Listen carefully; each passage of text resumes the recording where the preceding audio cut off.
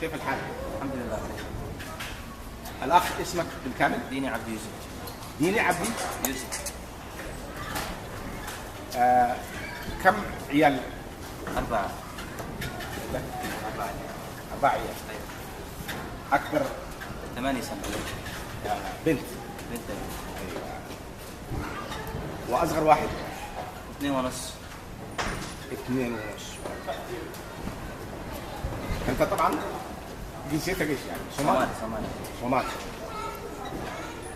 فين كنت عايش في اليمن؟ الغردقة.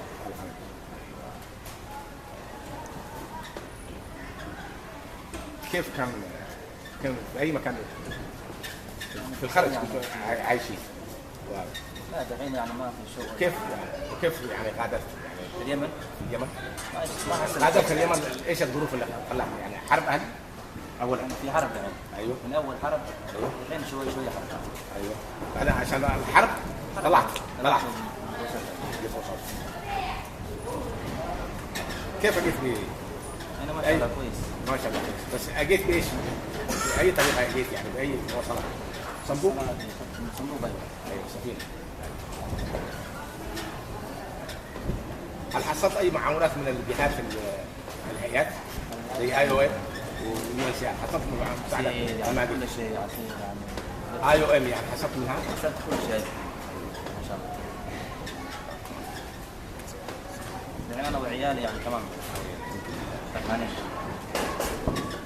كيف لما جيت هنا يعني لاقوك لقيت يعني المساعدات ان شاء الله يعني. ما في مشكله. ما في مشكله، كل شيء حصل. مو زي من اول دحين يعني. حصلتم ايش يعني؟ زي ايش؟ اي مساعدات حصلتم؟ اي نوع يعني؟ من اي نوع؟ اي شيء تبقى تدفع عصر. يعني تدفع ايش؟ يعني اي شيء تبقى اي شيء تبقى يعطوك. ايوه.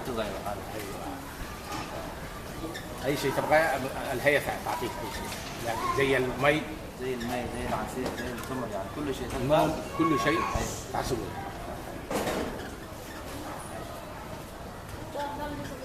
يعني من المركز لما جيتم كل شيء متوفر يعني الحمد لله يعطوك.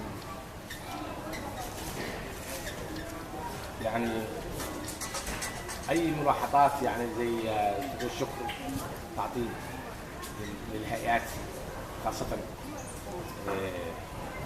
تقدر يعني تتكلم عن يعني المساعدات اللي يعطوكم؟ مساعدات كل شيء يعني تبغى يعني هو تدفع. ما شاء الله.